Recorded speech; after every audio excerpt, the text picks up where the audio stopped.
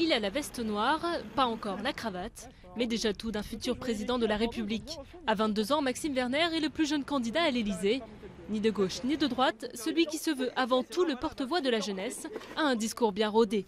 Je suis candidat pour faire le meilleur score possible et qu'entre les deux tours, les deux candidats doivent se positionner de manière obligatoire sur une politique publique de la jeunesse et de l'intergénérationnel. Il n'y a aucun homme politique dans ce pays qui propose une politique publique de la jeunesse, de l'intergénérationnel, qui essaye de se tourner sur les problèmes de l'avenir, d'investir sur la jeunesse au lieu de dire qu'on est une charge. Parmi ses propositions phares, la gratuité du permis de conduire, la suppression du redoublement au collège ou encore la mise en place de logements où se côtoient toutes les générations.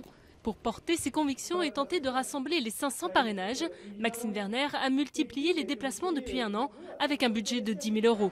Le jeune homme affirme avoir réuni 420 promesses de signature, mais en cas d'échec, il entend bien faire de la jeunesse un thème majeur de la campagne. J'irai voir tous les candidats pour leur demander vous faites quoi sur la jeunesse et je propose ça.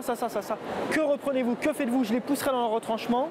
Malgré son jeune âge, cet étudiant boursier en communication est loin d'être un novice en politique. En 2008, le jour de ses 18 ans, il est candidat au municipal dans sa ville natale de Bron, près de Lyon. Président de l'Association des jeunes de France, il est à l'initiative de la loi sur l'éligibilité à 18 ans. Et s'il songe déjà à l'après-élection, ce n'est pas pour faire carrière en politique. Mais moi, je ne veux pas en faire un métier, la politique. C'est un engagement, je suis militant associatif. Je vais continuer à aller voir celles et ceux que j'ai rencontrés durant cette campagne pour faire de l'action sur le terrain et aider au mieux possible l'engagement des jeunes et leur intégration dans la société. En attendant, la course au parrainage continue et la campagne aussi, avec toujours le même aplomb qui séduit ou qui agace.